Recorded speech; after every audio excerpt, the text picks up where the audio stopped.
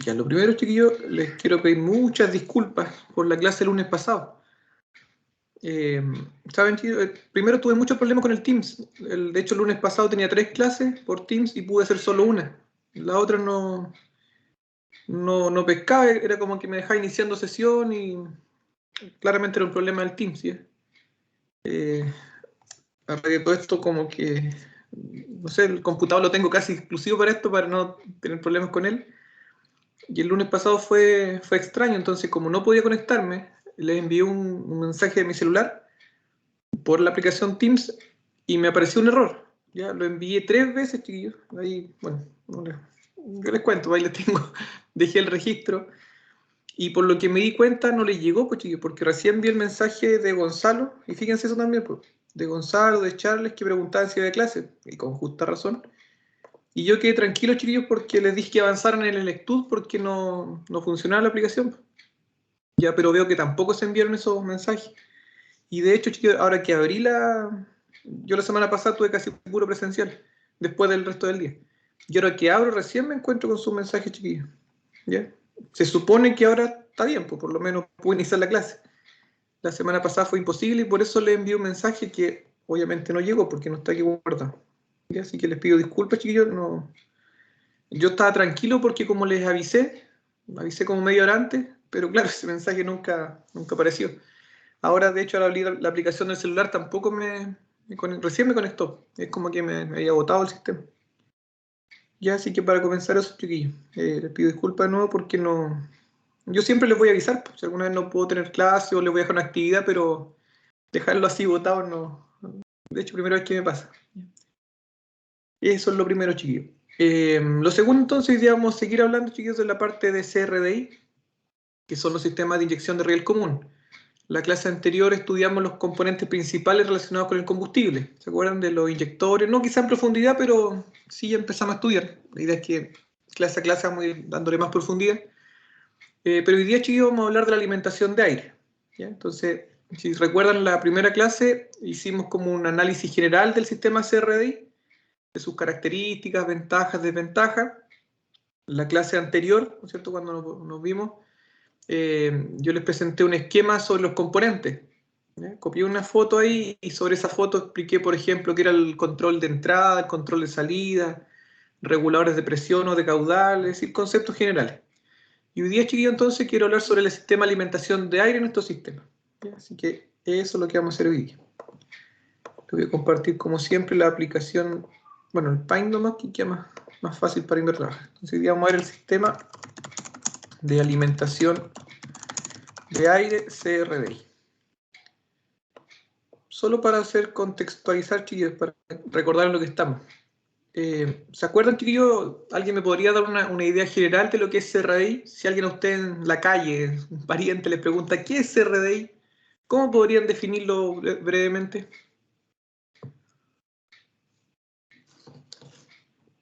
¿Quién me ayuda? Inyección diésel por riel común.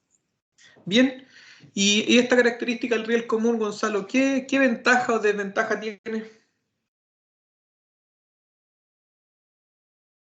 ¿Tiene una idea, Gonzalo? Solo si tiene una idea. Porque eso está muy bien, ¿eh? Es un No, sistema... No te preocupes. ¿Alguien tiene una idea, chicos, de por qué este riel común, que no era común, los diésel es tan bueno?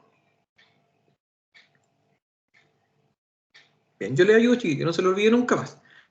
Se caracteriza entonces por lo que dice Gonzalo y por las altas presiones de inyección, chiquillos. Entonces, van a hablar de un sistema de inyección por riel común con una alta presión de inyección para reducir emisiones. No olviden, chiquillos, que los primeros sistemas de inyección en diésel trabajaban con apenas unos 160, 180 bar. ¿Ya? Los sistemas actuales trabajan hasta con 2400 bar. Fíjense la diferencia entre 180 bar y 2400. ¿Ya? Que son los sistemas EWI, PLD y algunos sistemas de maquinaria pesada. En gasolina, o perdón, en diésel liviano estamos en los 1800, 2000 bar. Entonces, este sistema de inyección diésel por riel común, gracias a la gestión electrónica, no directamente, pero indirectamente gracias a la gestión, puede elevar la presión hasta los 2000 bar como promedio. Ahí está la principal ventaja. ¿Qué importa que puedan presurizar tanto, chiquillos, que bajan las emisiones? porque el combustible está tan bien pulverizado y atomizado que prácticamente las emisiones se hacen casi cero, ¿ya? No así el particulado, que ya saben, y lo he repetido hartas veces, lo que mató finalmente al diésel. Bien, entonces, sistema de inyección diésel por riel común se caracteriza por las bajas emisiones producto de una alta presión de inyección. Esto también redujo los niveles de ruido, mejora las prestaciones de torque, potencia, y justamente en la alimentación de aire donde está la principal mejora en el torque. Y es por la implementación de los sistemas con sobrealimentación. Entonces, voy a colocar aquí. Todos los sistemas CRDI poseen sobrealimentadores de aire del tipo turbocompresores convencionales, geometría variable o compresores volumétricos.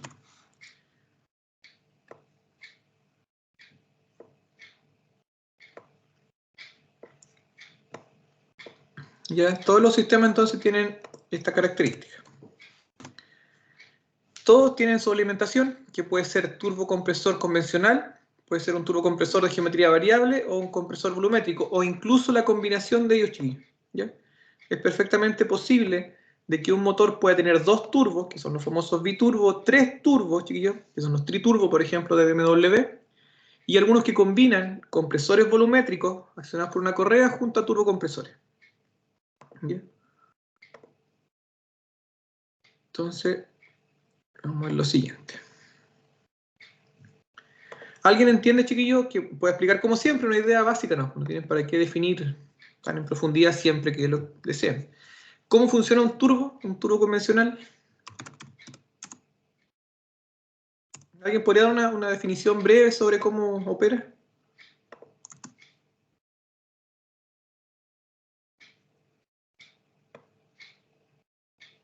¿No?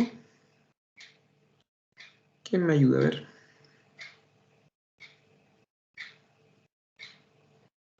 Oye, están calladitos hoy día, ¿qué les pasó? Están aburridos, no quieren trabajar.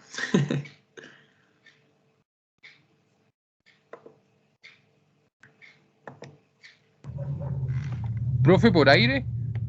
Sí, muy bien. Una forma simple de establecer el funcionamiento del turbo es por aire, en este caso aire fresco de admisión y gases de escape. El turbo, chiquillo, entonces, funciona con una cámara. Voy a colocar otra imagen para que sea bien claro esto. Funciona con 2 cámaras. El turbo compresor de gases de escape tiene 2 cámaras, una conectada a los gases de escape y otra conectada a la admisión. Les muestro inmediato eso, chiquillo.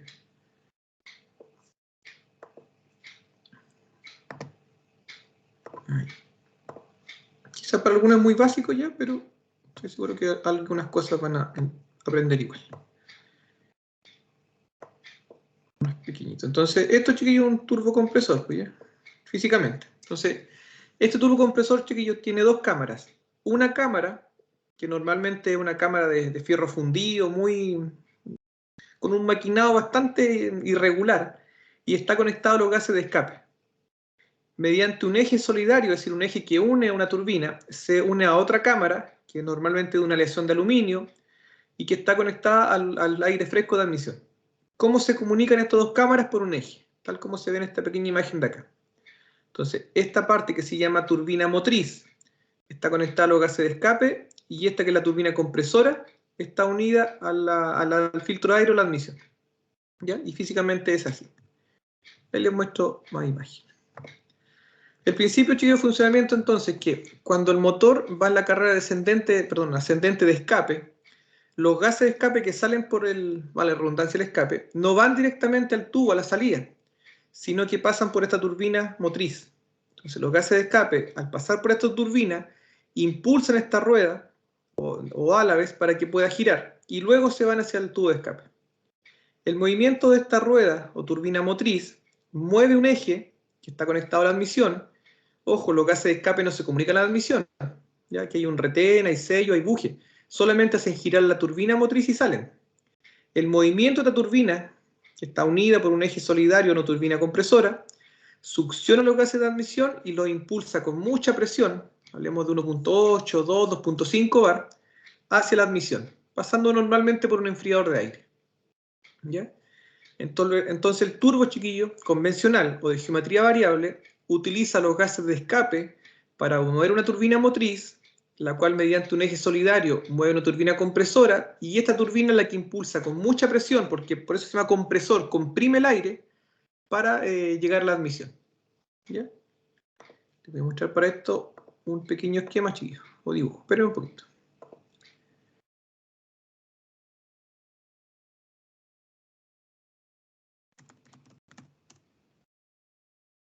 Un segundo, chiquillo, les muestro un esquema de esto.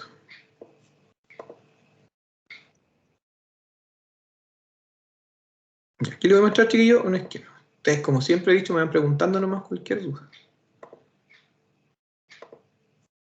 Ahí está, chiquillos, el funcionamiento de este.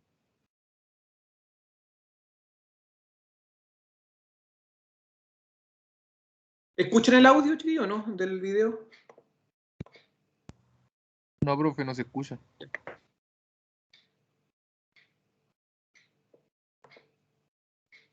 A ver ahora. ¿Ahí lo escuchan? ¿O lo escucharon? Nada. Ya.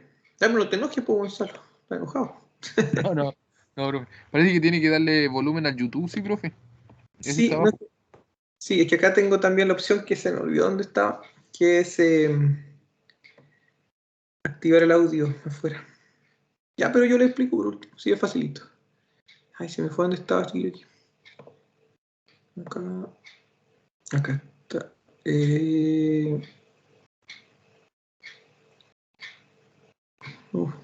Ya. Yo le explico, chicos, se me fue dónde está la opción. Ya, pero no perdamos tiempo en eso. Sí, YouTube que tiene.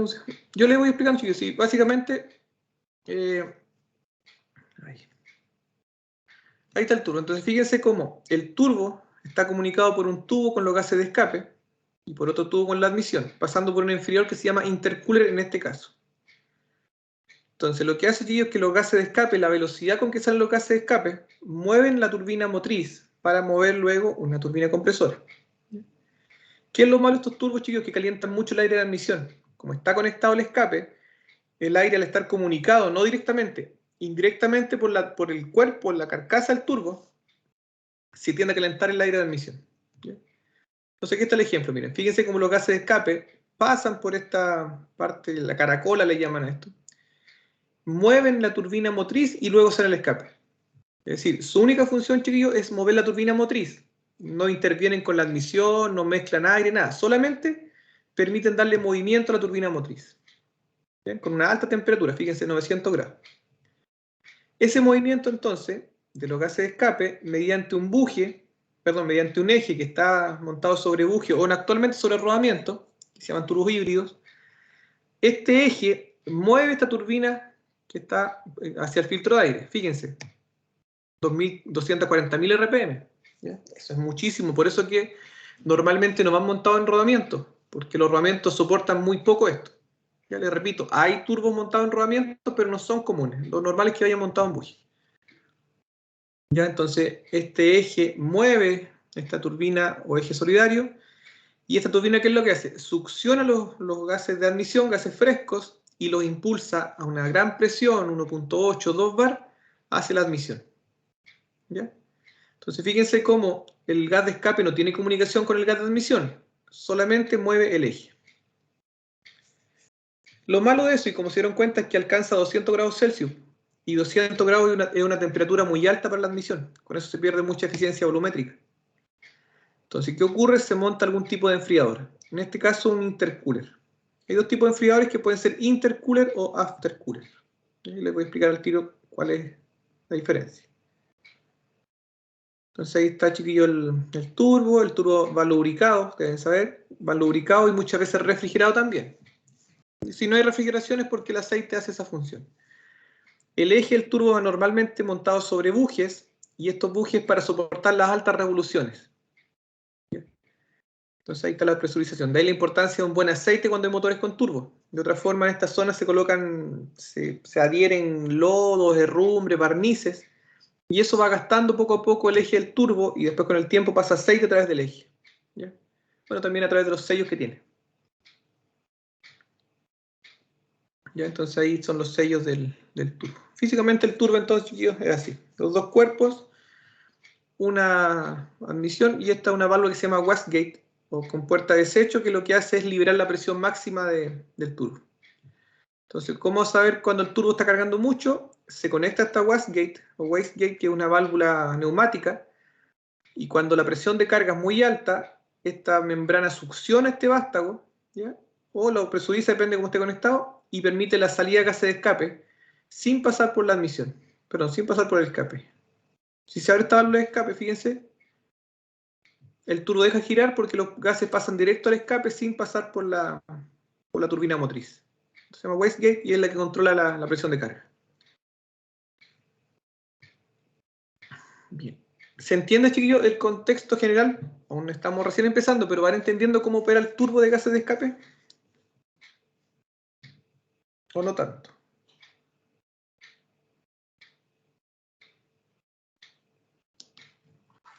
¿Por qué tan calladitos hoy día, chiquillos? No me quieren hablar. Están enojados conmigo por la semana pasada. O están tomando 11. No, sí, profe, se entiende. Perfecto, Ya, gracias. perfecto. Qué bueno, chiquillos. Ya. Entonces, ahí está el funcionamiento. Gases de escape, mueven. ¿Cuál es la principal ventaja del turbo? ¿Ya? Aquí vamos a colocar... Bueno, después la colocamos, de explicarle antes el enfriador. El turbo, básicamente, desde ya sepan que su ventaja es que ocupa los gases de escape. Es como ocupar energía residual desechada para poder generar un movimiento. ¿Sí? El turbo calienta los gases de escape, requiere lubricación, refrigeración, es complejo de montar, baja rendimiento térmico, es decir, tiene hartas desventajas. Pero su ventaja es muy grande. ¿Sí? Es como yo lo digo a veces, chiquillos, es como que ustedes se ganan el quino sin jugar ningún cartón. Para ganarse el kino tiene que jugar los cartones. Imagínense que te ganaste el kino. Y si no juego eso, se lo ganó igual. ¿Por qué, chiquillo, ese ejemplo tan tonto? Porque el turbo ocupa gases de escape que son residuales. Digámoslo así, ¿para qué sirven los gases de escape? Para nada. Y resulta que el turbo aprovecha estos gases de escape que son desechados, que no sirven de nada, para poder mover esta turbina motriz. El turbo, chiquillos, como se dieron cuenta en la imagen, normalmente le da mucha temperatura a la aire de admisión porque está conectado al cuerpo el gas de escape. Para eso entonces se colocan enfriadores de aire. Estos enfriadores pueden ser de dos tipos. Los enfriadores de aire, voy a colocar ahí.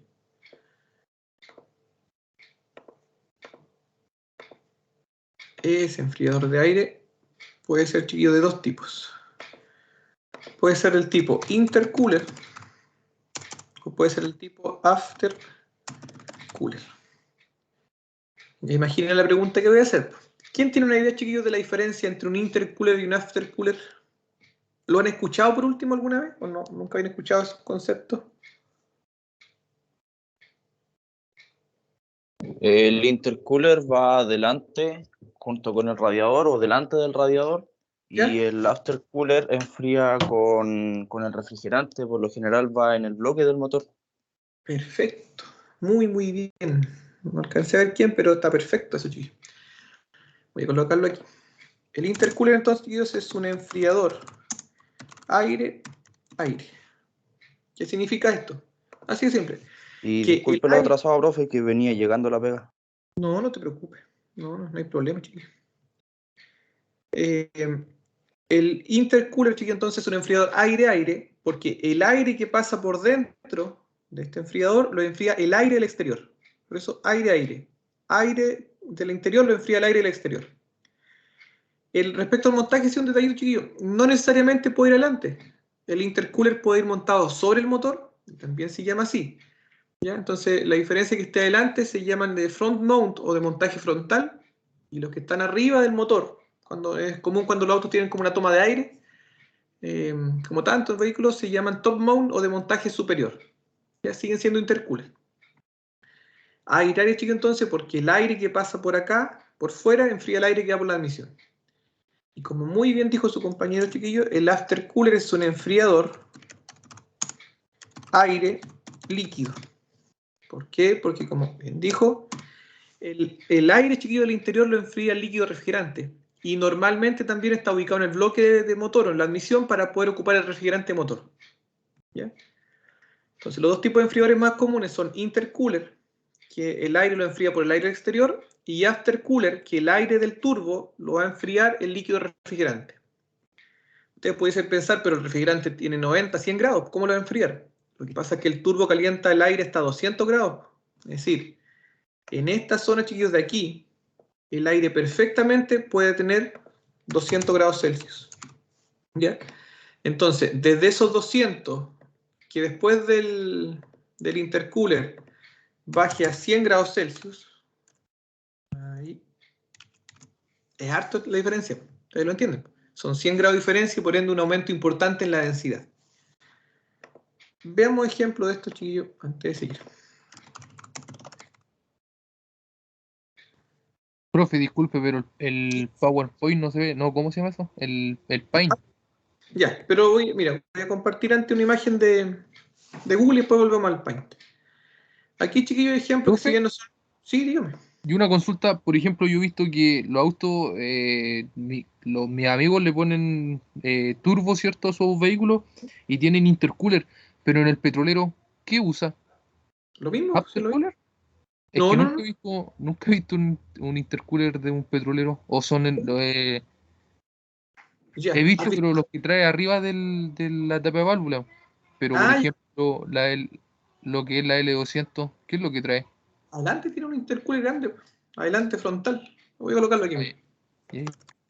Por si acaso, todo lo tienen, ¿ah? Quizás no te has dado cuenta por su parecido con los radiadores. Fíjate, intercooler L200, mira. Intercooler L200, L200, L200. Puro intercooler, ¿ves? Ese es. Ah, ya, profe, gracias. Ya no, gracias a ti por tu comentario, muy bueno. Entonces, es muy común, chiquillo, el intercooler en los CRDI. CRDI. Y la ubicación puede ser totalmente variada, es decir, puede estar en la parte frontal o superior. Aquí hay un ejemplo claro, miren, de un Hyundai i30 CRDI, donde el intercooler claramente va en la parte frontal. Estos intercoolers, chicos, van también de forma como vertical, no van horizontal como normalmente se montan. Quizás por eso se confunden un poquito. Aquí hay otro con un montaje superior. Entonces, básicamente un enfriador de aire, ¿no? Aire que ingresa, Profe, ¿sí? pero en el intercooler no usa ningún tipo, o sea, ningún otro tipo de gas como para enfriar, o solamente el puro aire de afuera. Puro aire nomás, chicos, miren. El aire Entonces que pasa por dentro lo enfría el aire de al afuera. al momento de desmontar el intercooler no debería caer nada, entonces. Nada de eso. Si cae aceite, ¿por qué hay problema? Te apuesto que has visto aceite que cae por ahí, ¿o no? ¿Has O visto sea, que la cae? verdad no, era más una pregunta. No, Ah, perfecto. Y lo que pasa, chiquillos, es que cuando ustedes empiecen a tomar práctica, va a ser muy común, muy común, que sacan el intercooler y a través de estos conductos de aire sale aceite. ¿Sí? ¿Por qué sale aceite? Porque el turbo tiene la desventaja de que con un poquito de gas te empieza a tirar también aceite. El aceite pasa a través del eje y llega aceite al intercooler. ¿Ya? Pero lo común, por si acaso tu pregunta, nada. Tú desconectas esta manguera y en la otra y listo. Y sale. No hay nada más. y eso es porque el retén se corta, una cosa así, ¿o Claro, no? se ¿Se endurece, se gasta? corta, se gastan los bujes, se gasta el eje. Hay varias razones, ¿ya? Pero básicamente pasa ese aceite que lubrica el eje, por alguna razón empieza a desgastarse, ¿ya? Y pasa el aceite. También puede ser por el buje o por otro componente. Entonces hay ejemplos, chiquillos, de intercooler, los reconocen fácilmente porque hay aire, no hay más que dos mangueras de aire, ¿ya? Esos son distintos tipos de intercooler. Los aftercooler, en cambio, chiquillos, como muy bien dijo su compañero, son enfriadores de aire líquido. Entonces un aftercooler, déjenme buscar aquí, por ejemplo, un Cummins 6BT. Los aftercooler son así. Ahí. ¿Se dan cuenta? No se parece al intercooler primero, porque el intercooler tenía como esas rejillitas parecidas a un radiador. ¿Por qué esta no lo tiene? Porque aquí lo que se enfría, chicos, es por esta cañería de refrigerante. Aquí quizás es más claro. Miren. El aire ingresa por esta zona central, sale por la parte inferior y estas mangueras de refrigerante Profesor, entran y salen para enfriar todo esto.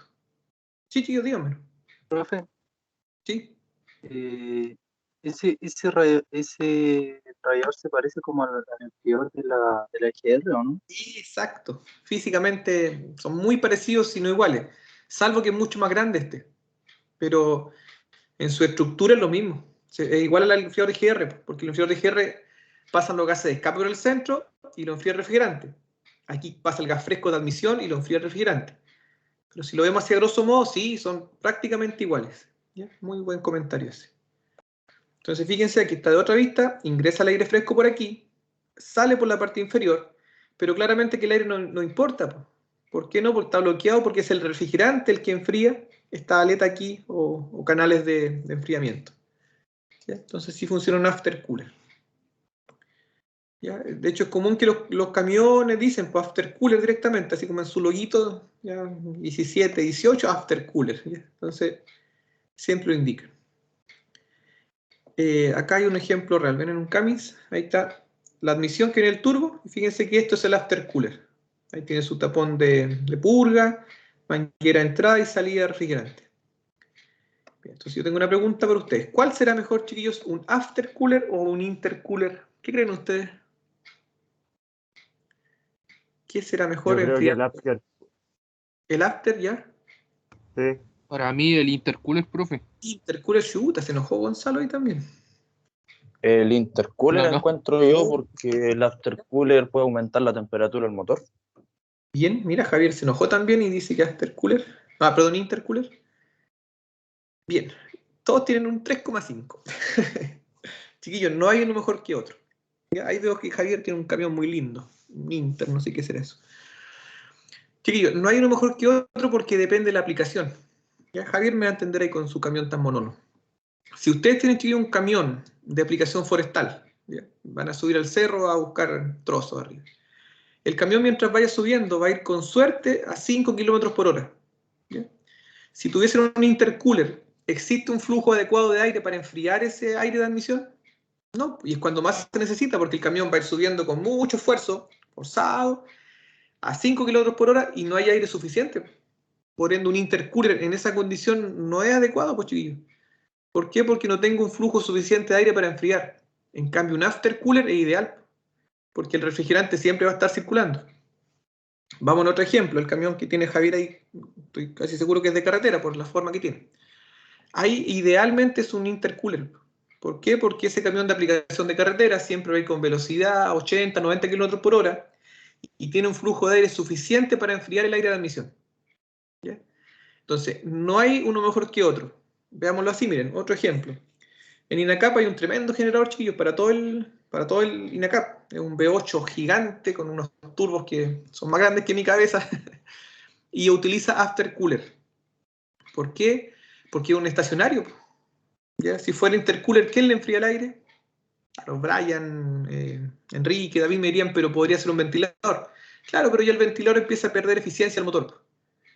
Entonces, no hay uno mejor que otro, chiquillos, en los enfriadores de aire. Lo importante es la aplicación. Si tengo un vehículo con una aplicación de baja velocidad, con poca circulación de aire, por ejemplo, un tractor o algo agrícola, mejor aftercooler.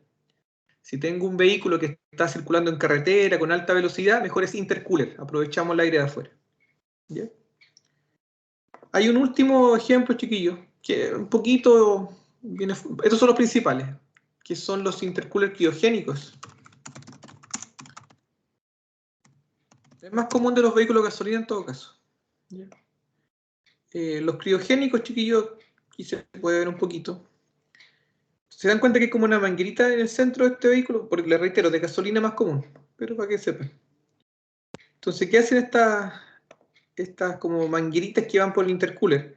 Lo que hace es enviar nitrógeno, ¿ya? Nitrógeno en estado líquido o gaseoso incluso, para enfriar la temperatura de este.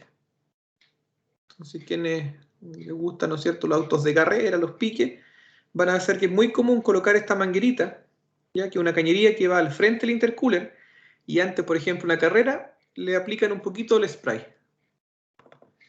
Entonces, intercooler, puede ser incluso agua, chiquillos.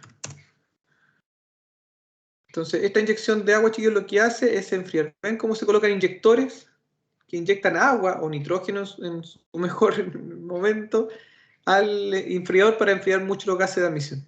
¿Ven? Entonces, cuando ven esta cañería, es porque tiene una inyección de agua o nitrógeno sobre esto, y se llama un sistema criogénico. La criogenia es justamente la refrigeración. ¿Ven? Como inyecta el intercooler, ¿para qué? Para enfriar su temperatura. Pero le repito, una aplicación bastante, no es común, es más bien de autos de carrera, no es como normal en vehículos de producción.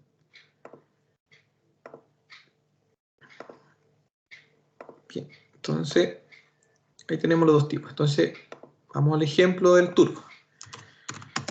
El turbo convencional tiene las siguientes ventajas. Utiliza los gases de escape para generar movimiento y carga y presión de aire. El turbo convencional, chiquillos, tiene la ventaja de que utiliza los gases de escape para el movimiento y presión de aire. Listo, no hay más ventajas. Vamos a las desventajas. Desventajas de los turbos convencionales. Tienen un régimen limitado de operación.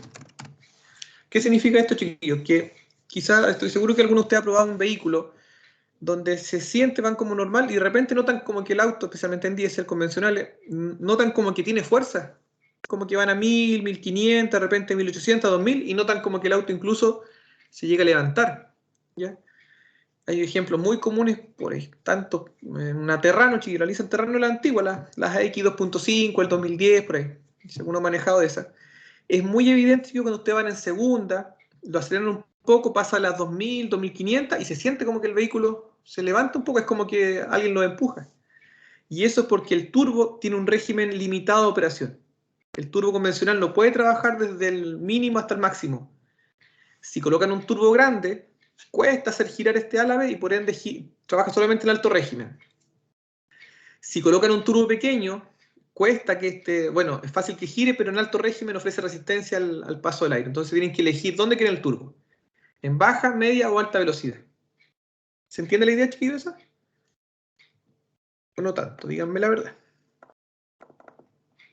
Yo por mi parte sí, profe. Perfecto. Ya, entonces eso es lo malo del turbo. Ustedes deben elegir en qué régimen quieren trabajar. Bajo, medio o alto. No pueden hacer un turbo convencional trabajar en cualquier régimen. Otra desventaja, calienta el aire de admisión. Claramente una desventaja, porque como calienta el aire de admisión, voy a tener que colocar un enfriador. Quizás para ustedes dicen, pero un enfriador no es tan complejo. La verdad es que sí, pues chiquillos. Ustedes también entienden, no es colocar solamente un radiador, que colocar mangueras, abrazaderas, conductos. Los motores actuales no tienen espacio suficiente para llegar y colocar un enfriador, pues hay que todo ajustarlo mucho, es que todo muy estrecho, ¿ya? Y eso es porque el aire se calienta. De otra forma, podría directamente el turbo enviar los gases a la admisión. Otra desventaja, pérdida de rendimiento térmico. El rendimiento térmico, chiquillos, es el aprovechamiento de la energía calórica del combustible para ser transformada en energía mecánica. Dicho de otra forma, ¿cuánto el combustible realmente genera movimiento y cuánto se pierde? El turbo, como ustedes deben saber, y si no yo les voy a explicar en taller, en la segunda tanda que tengamos en enero, se calienta mucho. El turbo está muy caliente siempre y eso es porque esa energía la entrega el combustible. Entonces se pierde energía directamente. Otra desventaja. Alto requerimiento de lubricante y lubricación. ¿Cuál es la diferencia? Que ustedes si colocan un lubricante, un aceite como de características minerales, semisintético en turbo, van a ver que a mediano plazo, corto plazo, el turbo empieza a fallar. Y empiezan con consumo de aceite, con humo azul por el escape, porque el turbo necesita un requerimiento muy alto de aceite por las temperaturas que trabaja. El requerimiento en cuanto a lubricación es porque el turbo, ¿no es cierto?, necesita un sistema que constantemente filtre mucho más aceite, que la bomba mantenga una presión adecuada de 1.5, 2 bar constante, que ese aceite siempre esté muy limpio, porque de otra forma el sistema, el eje lo va a desgastar. Entonces, como muy complejo para el sistema de lubricante y lubricación. Además, refrigeración. ¿Ya? Es decir, cuando tiene refrigeración también es complejo hacerlo. De hecho, cuando colocan turbo, chiquillos, en un auto normal, es común que agranden el cárter. Colocan un cárter un poco más grande para suplir este mayor requerimiento de aceite. Entonces tiene más aceite almacenado para que pueda lubricar mejor. Otra desventaja del turbo. ¿Cuál podemos establecer? Son hartas, chiquillos. Otras que son más rebuscadas en todo caso, que tienen relación, por ejemplo, con la pérdida de eficiencia mecánica, como muy rebuscado quizás, porque alguien me podría decir, sí, pero también mejora la salida de potencia, y es verdad. Dijémoslo por ahí, si me acuerdo de otra, la colocamos. ¿Ya? Entonces, a pesar de que el turbo tiene muchas desventajas, ¿por qué es el más común? Porque esta ventaja es muy grande. Bien. ¿Quién, chiquillos, tiene una idea de que, miren, de todas estas desventajas, el hecho de calientar la transmisión está solucionado? ¿Por qué, chiquillos? Porque colocamos un enfriador. La pérdida de rendimiento y alto requerimiento no. También está solucionado el régimen limitado de operación.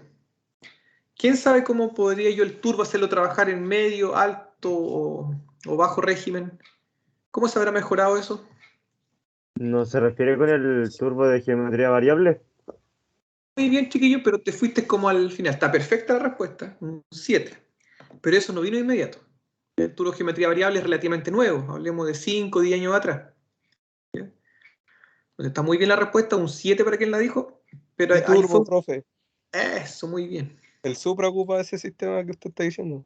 Muy bien, Creo. Daniel Humberto. Sí, sí, muy bien, muy bien.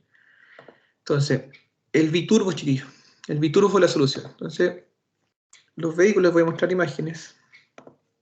Utilizaban lo siguiente.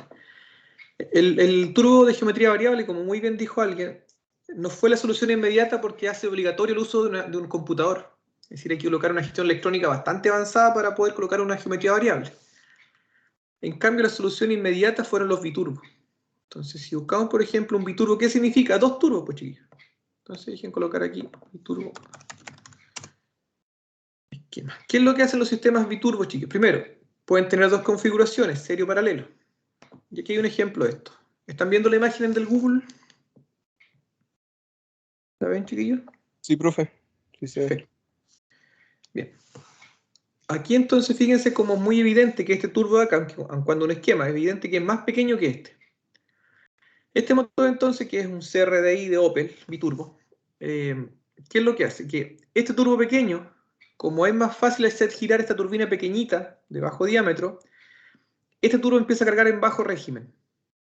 Pero en alto régimen, este turbo tiene tantas revoluciones que ya no es capaz de girar a más vueltas y empezaría a ofrecer resistencia al paso. Cuando las revoluciones aumentan, la velocidad de los gases de escape es suficiente para mover este turbo y este entonces succiona a través de un enfriador directamente la admisión. Entonces el sistema biturbo, chiquillos, cuando está montado en este tipo, que se llama en serie, lo que hace es aprovechar una turbina pequeña para mover los gases en bajo régimen, y cuando esta turbina pequeña ya alcanza mucha velocidad de giro, se utiliza una más grande para poder, digamos, complementar o suplir la eficiencia de esto en alto régimen. ¿Ya? Entonces es como que, no sé, creo que se entiende la idea. Turbo pequeñito gira más liviano, gira más rápido, más fácil. Cuesta hacerlo girar, pero en alto régimen sí lo puede hacer. ¿Ya? Esta configuración, chiquillos, se llama un turbo en serie, biturbo en serie. Son dos turbos, pero en serie porque está uno después de otro. ¿Ya? Fíjense la diferencia entre un biturbo en serie con un biturbo en paralelo, que les muestro de inmediato. ¿Profe? Sí, dígame. Antes que siga avanzando en la imagen, ¿y qué era la válvula bypass que aparecía en la imagen? ¿Esta, la 5? Sí. Qué buena pregunta. Si tuviésemos sin esta válvula bypass, elimínala. Dejemos el dedito ahí como no está. ¿Qué ocurriría? Los gases de escape, ¿por dónde tendrían que pasar para llegar a la admisión? Por el turbo pequeño. Entonces, ¿qué sentido tendría colocar un turbo más grande? Si igual este turbo grande tendría que enviarle la presión al turbo pequeño. Y esto ofrece resistencia al paso. No bien que el turbo no deja pasar el aire libremente.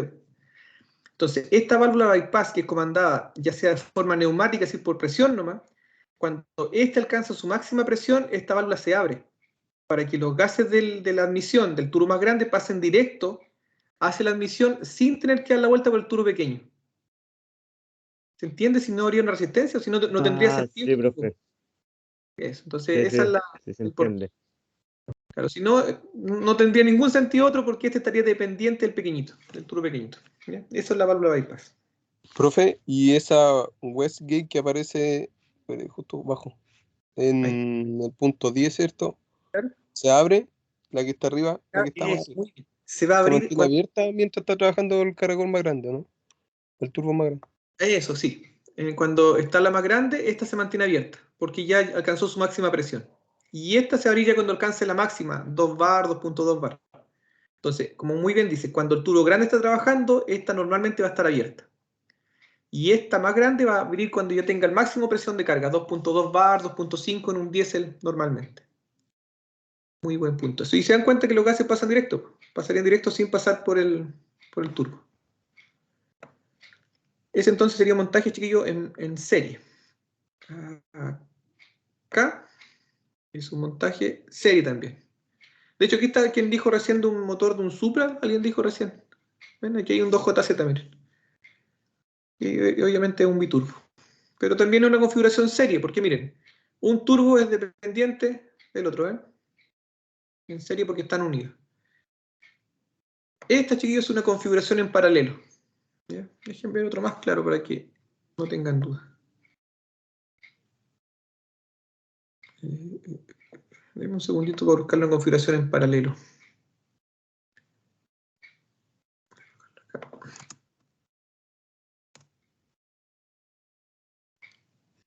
Aquí hay una configuración en paralelo. ¿Ya? ¿Por qué, chiquillos? Porque fíjense que, bueno, no es tan clara la imagen, está cargando.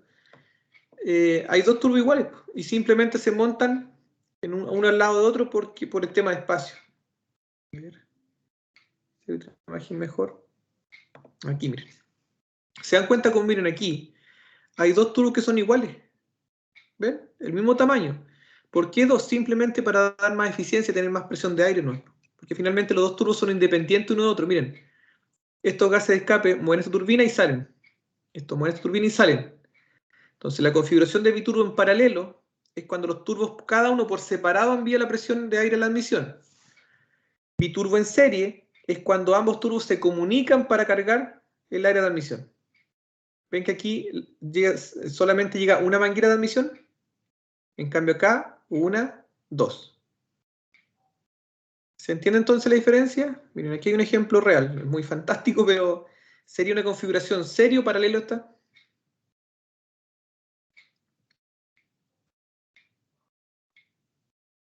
Yo le ayudo, esta es paralelo, chiquillos.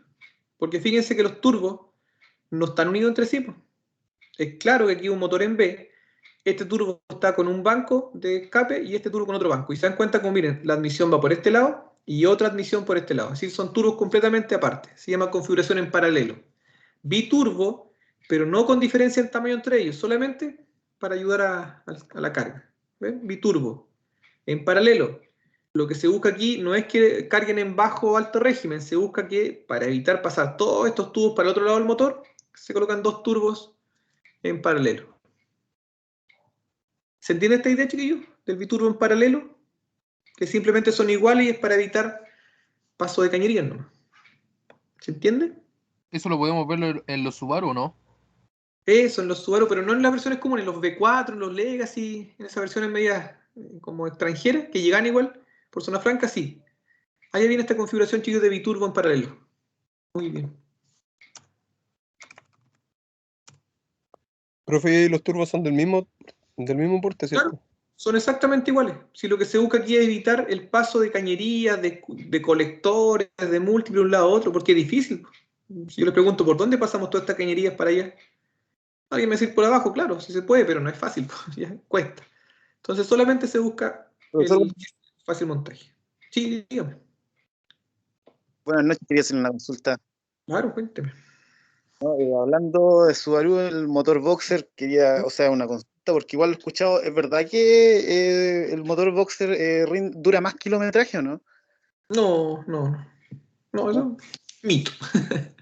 No, la duración, chiquillos, va directamente relacionada con la mantención que le hagan. ¿Ya? O sea, un motor Subaru puede durar muchos kilómetros, siempre que las mantenciones preventivas sean las correctas, con el aceite correcto, con los cuidados adecuados. Claro, Pero si tú me dices de forma general, de hecho no son tan duraderos. Si comparamos un motor Subaru Boxer o opuesto con un motor Toyota no es difícil encontrar Toyota con 500, 600 mil kilómetros, pues chiquillos. Nissan igual, pero siempre que sean japoneses. Es muy común encontrar motores con muchos, 500, 600 mil kilómetros y funcionando. En Subaru es un poquito más difícil, siempre que no tengan las mantenciones adecuadas. ¿Ya? Pero cualquier motor, chiquillo, con sus mantenciones adecuadas son duraderos, especialmente los de origen asiático.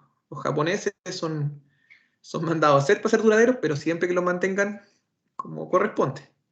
Pero que un Subaru dura más y a priori, no, chiquillo, no es tan así. Muchos de ustedes quizás deben saber que no son tan duraderos, tienden a fallar harto con un par de kilómetros. Bien, entonces, denme un segundo. Aquí otra configuración en paralelo, es claro, porque profe, tiene dos. Sí, dime. profesor, ¿y cómo sabe ahí cada turbo en qué régimen tiene que trabajar?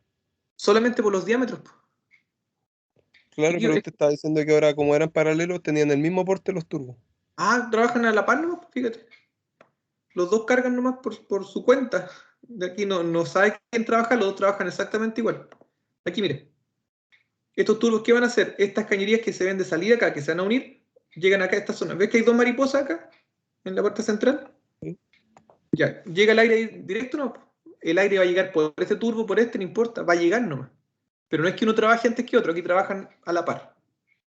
Porque son iguales. ¿Se entiende? Pero Ese aquí es un tema la presión que se generaría sería alta, profe. Claro, sí, es muy alta presión. De hecho, este en particular debe tener 2, 3 bar, hasta 4 bar pueden llegar esto. Así que sí, muy alta presión. O sea, un rendimiento buenísimo. Pero digámoslo así, chiquillos, ¿es fácil colocarle dos turbos aquí a un motor? Partamos por espacio. No, no es cierto. Tendríamos que tener un motor, una bahía bastante grande para colocar dos turbos. Pero sí, como bien dice, la presión sería excelente. Bien. Después, chiquillos, entonces llegamos, después de esos biturbos, alcanzamos los biturbos en serie. Dame un segundito para buscarlo. Buscar el de una Amarok. Las Amarok, las Dimax Profe, son... ¿Sí? es que, a ver, entonces lo que hicieron los que ponen los biturbos, o sea, en serie, Sí. lo único que la fabricación depende solamente como del diseño, del espacio, nada. Eso. Nada más que eso. Es Ah, evitar pasar de un lado para otro los tubos. Es decir, un biturbo en paralelo perfectamente se puede reemplazar por un turbo, porque sigue la mala característica de tener un solo régimen de carga. Así que lo que tú dijiste está perfecto. Solamente por un tema de espacio. Sigue con el mismo problema que va o cargas en alto, en bajo o en medio régimen. Bien, aquí, chiquillos, hay otro turbo que son reales. Este es el de una Amarok. Entonces, fíjense, biturbo. ¿Ya? Entonces ustedes pueden pensar, oh, pero una Amarok biturbo, una D-Max biturbo, suena muy lindo, ¿no es cierto? Biturbo. Pero no es tanto, porque finalmente sería mejor un solo turbo de geometría variable. ¿Ya? Y aquí es muy evidente, fíjense, bueno, aquí si viene un upgrade, pero es muy evidente, fíjense, los tamaños de las turbinas. ¿Ven el tamaño de esta y el tamaño de esa? Entonces es muy evidente que son dos turbos, pero miren, ¿se dan cuenta, chiquillos, la diferencia, no es cierto? Es evidente entre ese pequeño turbina y ese, o no tanto. sí, profe. Entonces, eso busca el biturbo en este caso en serie. Turbina pequeña para bajo régimen, turbina grande para alto régimen. Y así, chiquillos, después alcanzamos los triturbos. ¿Han escuchado los triturbos? ¿O nunca habían escuchado eso? ¿No? Bueno, no se extrañen, chicos, cuando vean un BMW, por ejemplo, actual, hace tiempo ya está en esto. Y miren, triturbo. Miren, 1, 2, 3. Y estos son de configuración mixta. Es decir, son motores lineales, ¿ya? Y estos motores lineales trabajan con 3 turbos. ¿Cuál es su finalidad? La eficiencia, o sea, tener régimen de operación en cualquier caso. En alto, medio, bajo, lo que sea régimen, hay turbo que siempre, uno de ellos va a estar trabajando y cargando. ¿Ven? 1, 2, 3. Volvemos al inicio. ¿Es Profesor, fácil colocar 3 turbos? No. Sí, dígame. PM más o menos de qué año, profe. Esto del 2012, 2013. Veamos aquí, miren. Ven, miren ese. Lo podemos buscar si quieren, lo buscamos al tiro. Pero por los años, ven, eso, el X6, ese por la forma, porque las rejillas ahora eran pequeñitas, 2013, 2014 debe ser. Ahí lo pueden buscar, chicos, lo googlean, o yo mismo lo hago, chicos. Desde ese año para arriba más o menos. ¿Ven? Bien, ¿cómo se puede reemplazar esto? Por supuesto, por solamente un turbo de geometría variable. Porque se dan cuenta la complejidad, pues el espacio, la refrigeración, la lubricación, el tamaño, la deficiencia térmica, es decir, tiene varias desventajas este tema. Bien. Entonces tendríamos la configuración serie paralelo y en esta que sería una configuración mixta, una configuración entre serie también pasa a ser paralelo, depende del tipo de mecanismo. Ahí está el triple turbo, perdón, de BMW. Esto, como siempre, en YouTube, por ejemplo, fíjense, hay videos buenos que explican muy bien cómo opera uno y otro concepto. Hay una última configuración, chiquillos, que es biturbo, pero que es combinar, o se lo explico después, que combinan compresores volumétricos con turbo de gas de escape. Se lo explico en un minutito. Vamos acá, entonces, el turbo tiene una ventaja, pero es muy buena, y el resto son desventajas. La desventaja del régimen limitado se solucionó con un turbo del tipo de biturbo o triturbo al colocar distintos tamaños. Y actualmente, como dijo muy bien uno de sus compañeros, se reemplaza por la geometría variable. Entonces, para solucionar el problema del régimen limitado, se utiliza un turbo llamado de geometría variable. Turbo de geometría variable. Como tantas veces, chiquillos, ¿quién tiene una idea de lo que será el turbo de geometría variable? ¿Alguien tiene una idea de qué podría ser eso?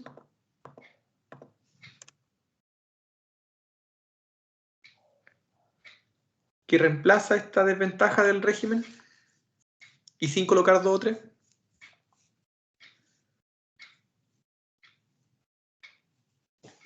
Puta, profe, yo un poquitito lo que he visto de que el Dígame. Porsche, por ejemplo, el 911, ¿cierto? El turbo, ese tiene un turbo geometría variable, incluso, Así y es es. biturbo.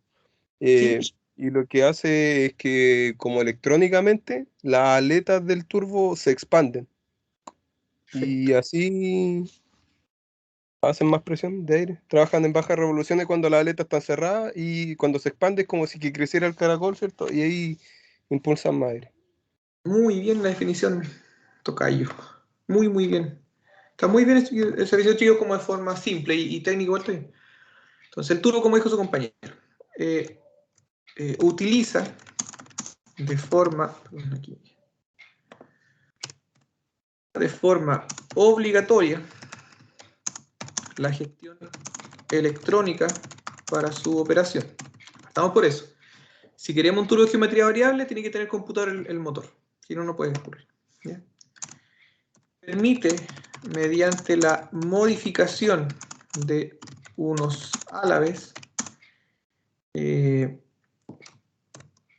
cambiar el régimen de carga dependiente del requerimiento. ¿Ya? Entonces, como bien dijo su compañero, este turbo primero utiliza la gestión electrónica. Esta gestión electrónica, mediante un actuador VGT, modifica unos variadores que son álabes, los cuales cambian la incidencia del aire sobre la turbina motriz. Siempre una imagen vale más que 1000 palabras. Esperen un poquito, les muestro al tiro una imagen de cómo opera esto. Y es lo que ocupan todos los actuales, chiquillos, por si acaso. Todos los turbos actuales son de geometría variable. Sea el vehículo más simple que puedan encontrar. ¿Ya? En cuanto a diésel, van a ser de tipo geometría variable. Les voy a mostrar una imagen, chiquillos. No es una imagen quizás tan buena, pero es como real. Después vemos un esquema más bonito. Aquí, chicos, entonces se ve, este es el turbo, ¿ya? Ahí está la turbina motriz, y acá fíjense que hay un actuador que se llama actuador de geometría variable, que en este caso es un motor eléctrico. Este puede ser motor eléctrico o puede ser una electroválvula, y siempre comandado por el computador. Fíjense que la turbina motriz que está acá no está directa, no está solita, está con estos álabes que cambian la incidencia de aire. Entonces, ¿qué va a ocurrir aquí, chiquillos? Cuando el computador le envía una señal a este motor eléctrico, lo que hace este motor eléctrico es movimiento de un sinfín, el cual mueve un vástago. Y este vástago va a mover estas aletas o álabes que cambian la incidencia de aire sobre la turbina motriz. Veamos si este amiguito lo modifica, a ver si nos va a ayudar o no. Ya, pues va a ayudar o no va a ayudarnos, a ver. Oh, creo que no.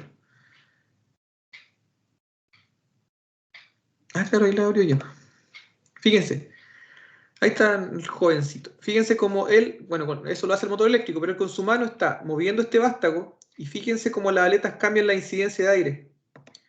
En esta zona, chiquillos, lo que ocurre es que el aire toca la parte central del álabe y le quita velocidad. Es como que lo presuriza. Cuando las aletas están de forma más cerradas, lo que hace es darle más velocidad al aire porque crea un efecto Venturi. Los Venturi, chiquillos, son un efecto, ese Venturi es un efecto de aumentar la velocidad de un fluido bajando su presión. Déjenme buscar otro ejemplo. A ver este.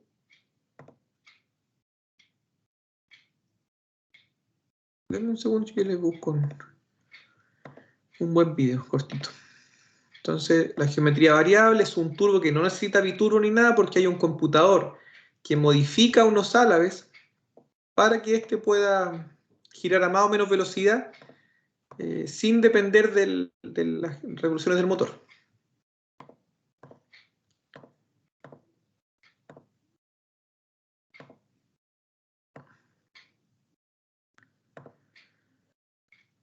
Acá tengo un buen video, chiquillos, para que lo vean. No un esquema, por supuesto, pero sirve. Ya, entonces fíjense. Ahí está el turbo. Esta es la parte de la turbina motriz. Entonces, cuando este actuador, chiquillos, mueve este vástago, que lo vieron recién, fíjense cómo aquí se crea un efecto Venturi. El Venturi se crea por la disminución de una sección. Entonces aquí hay una sección grande, una sección pequeña, y aumenta la velocidad de la turbina. Entonces los gases de escape pueden salir a baja velocidad, pero gracias a este efecto Venturi se aumenta la velocidad de la turbina. Cuando el computador establece, ¿no es cierto? Ahí está la alta velocidad de la turbina, por el efecto, repito, Venturi de la entrada. Fíjense, ¿ven? El computador quiere disminuir la presión del turbo, ¿qué es lo que hace? Le baja el régimen. ¿Y cómo baja el régimen del turbo?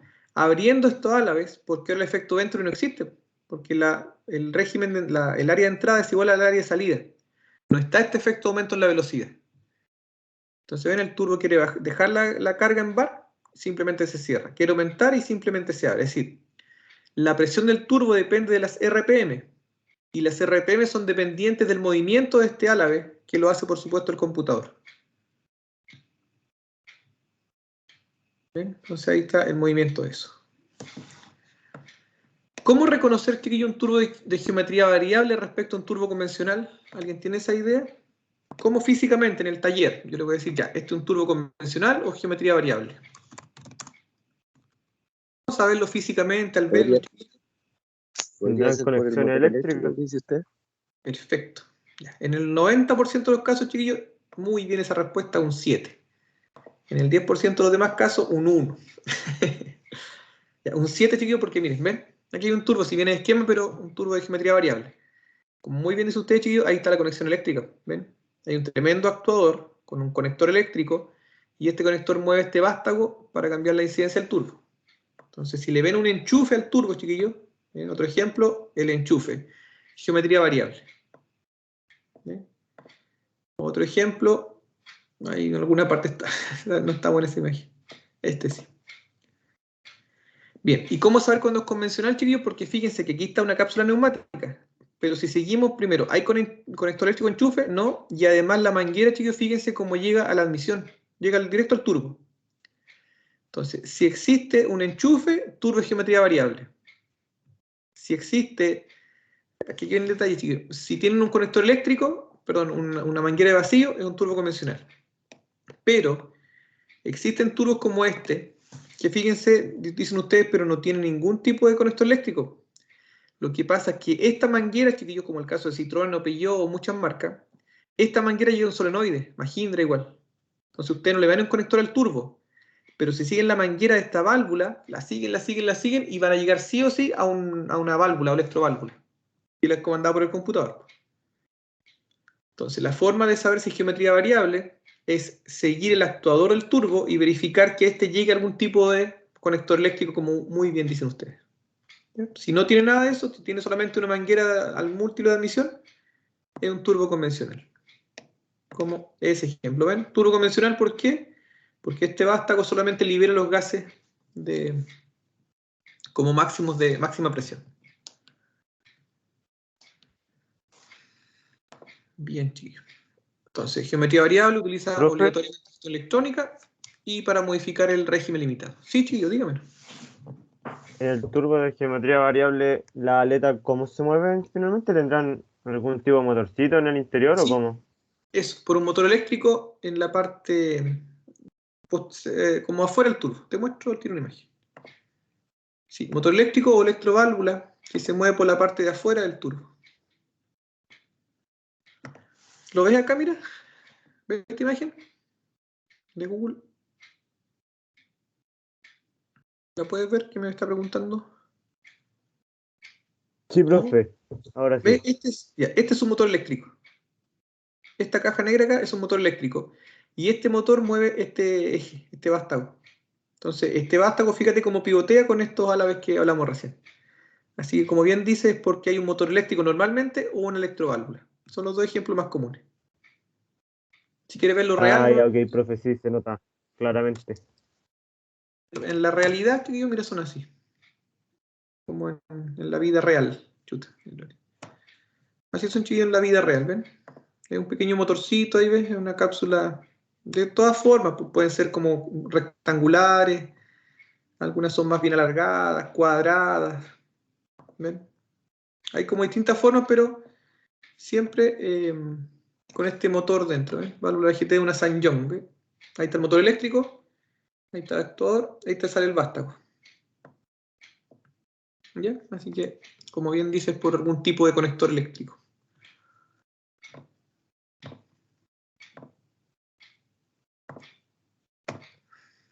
Bien, y este turbo de geometría variable solo, chiquillos, viene a evitar el régimen limitado, porque sigue los problemas de calentar el aire de admisión, sigue los problemas de rendimiento, sigue el alto requerimiento de lubricante.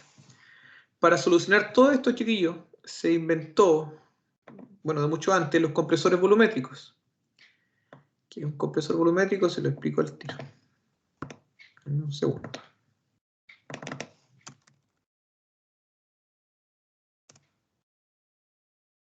El compresor volumétrico, chiquillos, voy a explicarlo acá nomás con imágenes, ¿ya? Porque no es tan utilizado, es muy poco común. No sé si vale la pena explicarlo, o sea, cómo definirlo, porque se utiliza muy poquito. El compresor volumétrico, el que ustedes conocen siempre, le llaman supercargador muchas veces, pero finalmente es compresor. Fíjense la diferencia. ¿Cuál es la diferencia que notan de inmediato, chiquillos, de un compresor volumétrico? ¿Cuál es la diferencia evidente que se puede ver?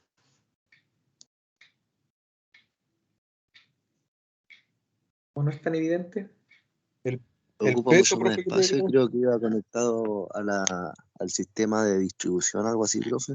Bien, eso es, chiquillos. Fíjense que lo acciona. Ya no están los gases de escape aquí. Si el turbo, este compresor está por arriba, miren, el accionamiento por una correa. Y no necesariamente distribución. Puede ser simplemente la correa de accesorio. ¿Ven? Cómo está una correa accionándolo ahí. Miren ahí, otra correa. Miren aquí, un ejemplo muy claro, otra correa. Es decir, la principal característica de los compresores volumétricos es que son accionados por una correa, no por los gases de escape. ¿Ya? Déjenme buscar otro ejemplo. Aquí creo Según que lo que también. había escuchado, se le da más carga al motor, o sea, y se esfuerza más el motor. Muy bien, eso es totalmente cierto. Estos compresores pueden cargar hasta 4 bar sin problema. Y 4 bar, chiquillo, de presión es muchísimo. Pero también piensen cómo anda ese motor con 4 bar. O sea, anda entregando 4 veces la potencia que entregaría en condición normal. Se lo ponen a un motor de 100 HP y con colocar este compresor le sube a 400 HP. ¿Ya? Los par de días que va a durar el motor de destruirse. ¿Ya? Pero es Es mucha carga y mucha potencia, ¿ya? Estos sistemas sí que entregan potencia. ¿Ya? ¿Cuál es la ¿Profesor, ventaja? solamente en vehículos a gasolina ese sistema? No, también en diésel. Se ocupa en ¿En diésel, pero muy poco común, ¿ya?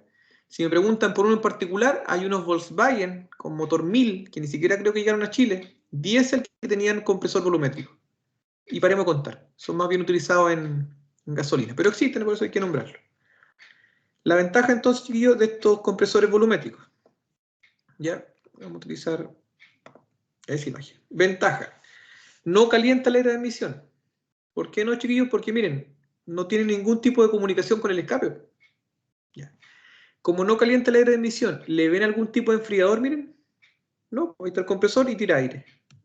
¿Ven? Compresor y tira aire. Por ende, no calienta el aire de admisión. No requiere de un enfriador de aire. ¿Ya? Fíjense, no utiliza ni lubricación ni refrigeración. ¿Por qué? Porque su lubricación y refrigeración es propia. ¿Se dan cuenta cómo no hay ninguna cañería, miren, de lubricante aquí? ¿Ni refrigerante?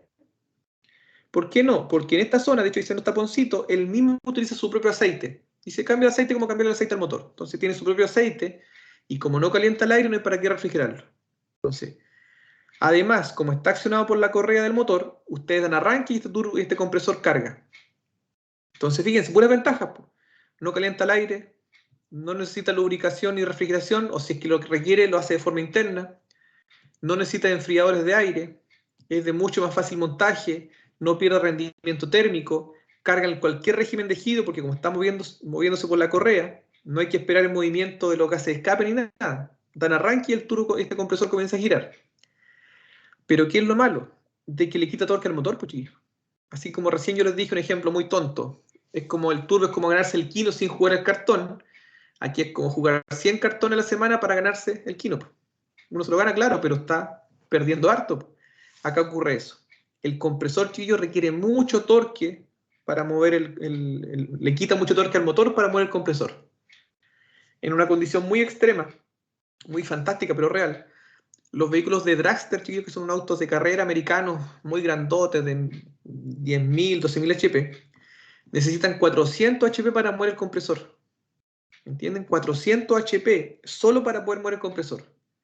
Pero por su contraparte, esos 400 generan 12.000 HP de salida.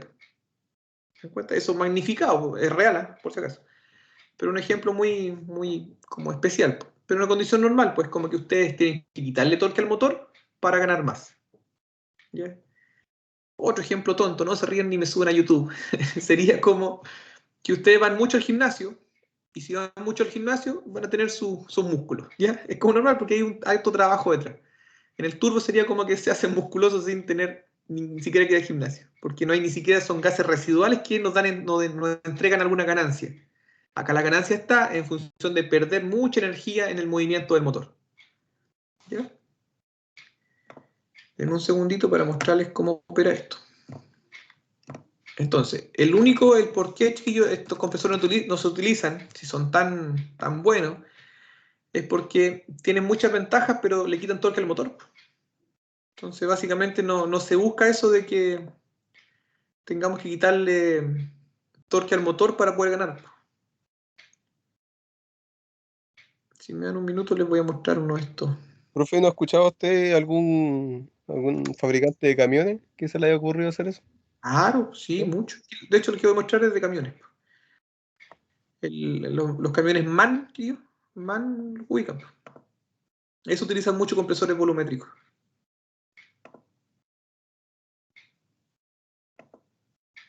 Profe, Sí. disculpe la pregunta entonces, ¿cuál sería la finalidad de tener un turbo para el CRDI?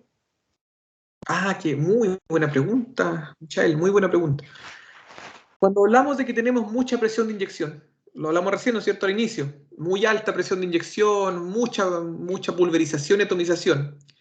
¿De qué sirve si no tienes una buena entrada de aire? Ustedes saben, chiquillos, para que el motor funcione bien, necesitamos aire y combustible. El combustible está muy bien. Tenemos unas bombas de alta presión, inyectores con gestión electrónica, válvulas de control, todo lo que quieran.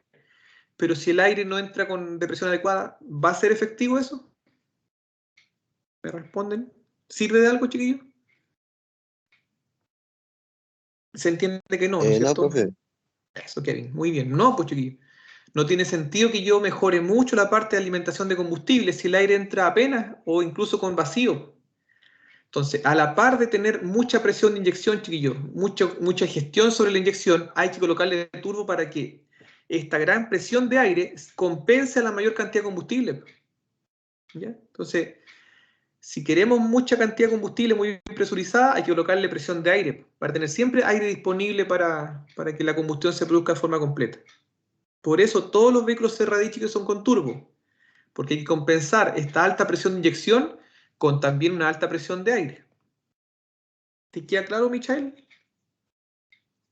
¿O no tanto? Dime la verdad.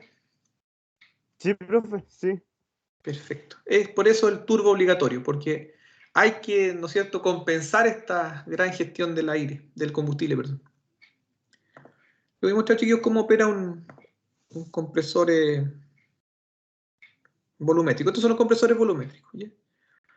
Físicamente no son tan pequeños, ¿eh? Son bastante grandecitos y dependiendo de la aplicación son bien grandes. Entonces lo que consiste que es tornillo es que tienen dos tornillos sin fin, uno al lado de otro.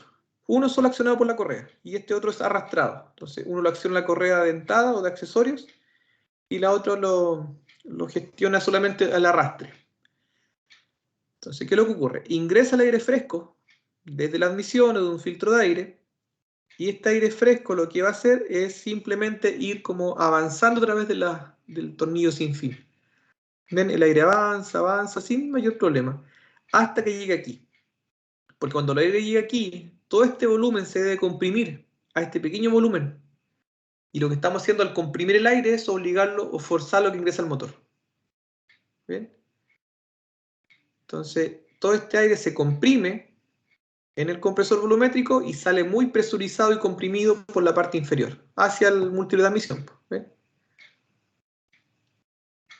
Es el funcionamiento. Entonces aquí no hay turbinas motrices ni nada de eso. Aquí directamente estos tornillos sin fin arrastran aire para luego comprimirlo y obligarlo a que salga presurizado hacia la admisión. ¿Ven? Fíjense, ¿le ven alguna cañería de refrigerante? ¿De aceite? ¿De algo? Nada. Estos perfectamente pueden estar montados en rodamiento, por ende no necesitan lubricación, y como no calientan el aire de admisión, no es necesario la refrigeración. Como tampoco calientan el aire, tampoco es necesario intercooler o aftercooler. Si se dan cuenta, son puras ventajas. Lo malo es que su desventaja es que ocupa torque el motor. Entonces, como... Claro, Profe, una pregunta, sí, sin que dime. me rete, No, nunca lo he retado. ¿Cuándo he retado a alguien yo? Nunca. que tenía una duda que al comprimir el aire no se calienta. Sí, muy buen comentario. Un 7 para usted. Pero no es mucho. No se va a calentar a 200 grados Celsius como en un turbo. El aire se calienta sí, sí o sí. De hecho, cosas chiquillos que en sus talleres, cuando anden por ahí, toquen una manguera de un compresor de aire, del aire comprimido de sus talleres, de algún lugar. Y está como calentita, está tibia. Pero está a 100 grados Celsius. No, ¿no es cierto? No está como para quemarnos las manos. Entonces el aire cuando se comprime se calienta, pero no a un nivel como tan alto como lo hace el turbo, que lo calienta hasta 200 grados. ¿Se entiende, chiquillos? Creo que fue, ¿quién fue? Me preguntó. Kevin, ¿se entiende? Sí, profe, sí se entiende. Perfecto. Ya, entonces ahí está el compresor, chiquillo. Compresor volumétrico. Profesor, ¿y eso tiene un depósito de aceite aparte? ¿Y un Claro, enfriador de aceite aparte igual, o no? si es que utiliza aceite, ojo, si es que utiliza, tiene su propio depósito de aceite y se cambia como si hicieras cambio de aceite a un motor. Tiene un tapón de drenaje y un tapón de llenado. Pero si es que utiliza, porque muchos van montados en rodamiento. ¿Y tiene que ser un buen filtro, profe? Para la... No, ni siquiera ¿No? ocupan filtros, chiquillos, porque dentro se asume que no hay desgaste. Si no hay un roce constante, los tornillos sin fin no están rozando uno con otro. No existe No, un pero de roce. aire. ¿Cómo hay? Ah, no, pues es que el filtro viene antes. El filtro está antes. Así que es como un filtro cualquiera. No, no Profe, es. El aire es como filtrar cualquier aire no va en un motor. Sí, dígame, chiquillo. ¿el tornillo sin fin es como fabricado de aluminio o algo así o no? Claro, sí. De algún material ligero? Eso, muy bien, muy buen comentario, porque si fuese un material, por ejemplo, alguna aleación de fierro, incluso acero, tiende a ser muy pesado y crea mucha inercia. Y las inercias hacen que como que tome vida propia. Así que tienen que ser materiales muy ligeros. Y también porque no soportan tanta presión dentro. Si dentro son 2 bar nomás, 2, 3 bar es poquito, pues chiquillos. Piensen que un compresor de esto, para pintar, un compresor de un taller, cargan 8, 12 bar. Y son pequeñitos, así que efectivamente es poquito lo que deben soportar, así que son muy livianitos, muy ligeros. De otra forma crean inercias. Las inercias en nuestra área mecánica son malas, causan problemas. Bien. Aquí, chiquillos, ya para terminar por hoy día, les voy a mostrar distintas imágenes de compresores. Ven aquí hay distintas imágenes. Fíjense que este compresor tiene aquí, ¿a qué se parece esto que está delante, chiquillos? Esto es un compresor volumétrico. ¿Qué es lo que hay delante? ¿Se parece a un aire acondicionado, profe? Bien. Fíjense, se parece a aire acondicionado. Y fíjense que este es el de un Mercedes-Benz, un C230, que justamente se le llama compresor. Dicen 230 compresor. Porque estos chiquillos tienen el mismo principio de un aire acondicionado, un compresor, de tener un embrague electromagnético. Entonces aquí el computador, cuando activa este embrague electromagnético, este compresor realmente empieza a girar.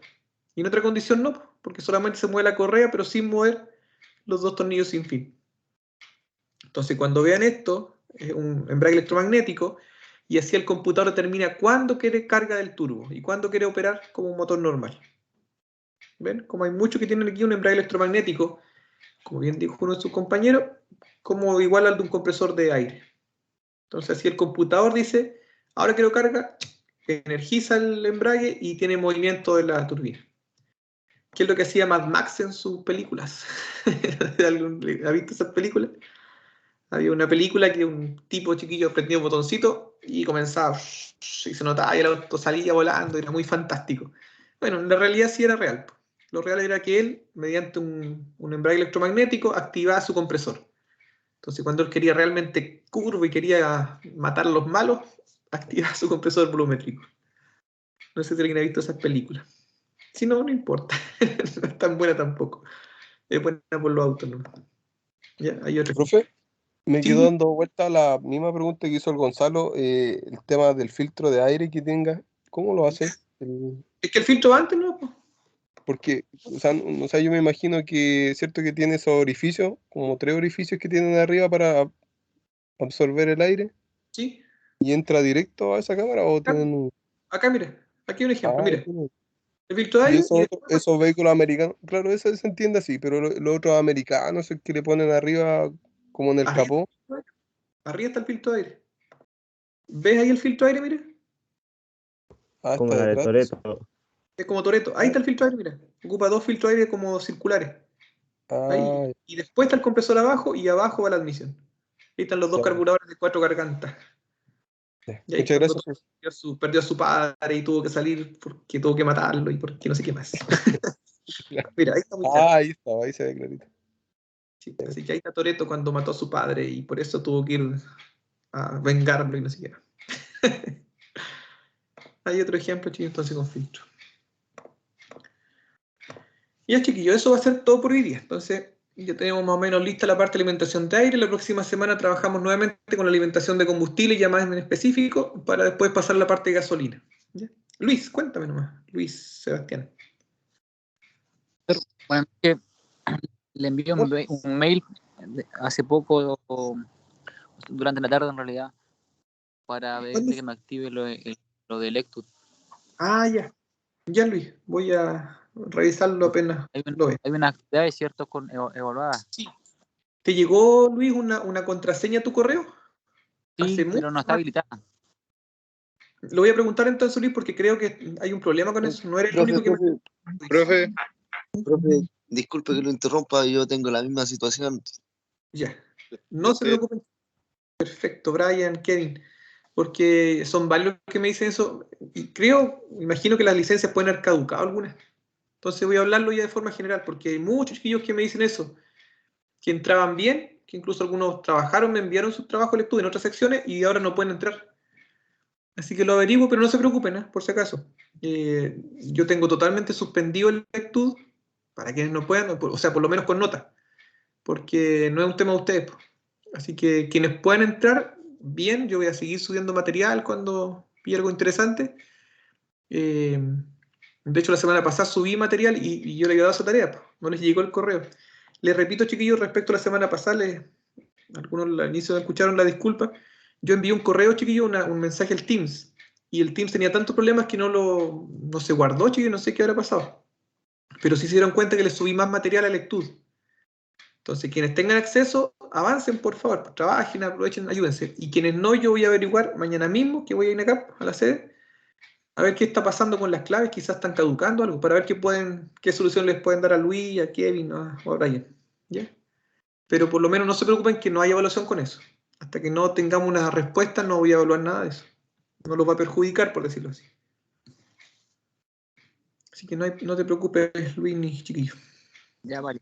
Vale, profe, gracias. De nada. Ya, profe, gracias. Ya, chiquillo. Profe, Sí, cuéntame. Cuéntame yo nomás. estuve en lectura, ¿Ya? pero tuve una como 4 malas y me tiró un 40%. En la otra tuve Pero- como 7, me tiró un 40% igual. Hazlo de nuevo. A ver si Ah. puedo. Claro, si a mí me entrega el resultado final nomás. No importa los intentos, a mí solamente me entrega cuánto es el final. Ya, No profe. importa si lo hace 1, 10 o 1000 veces, a mí me entrega el mejor, me queda registrado en mi sistema de donde yo saco las notas, así es que lo hago actual. Así que lo hace de nuevo nomás, David. Ok, ya, gracias, profe. De nada, David. Ya, chiquillos, nos vemos entonces en la otra clase. Ya, vaya a tomarse un tecito y se acuestan. Chao, chiquillos, que estén muy Chao, bien. profe, cuídese, que esté bien. Chao, Chao, profe, que profesor. esté muy bien. Gracias por todo. Buenas noches. Gracias a ustedes. Chao, chao.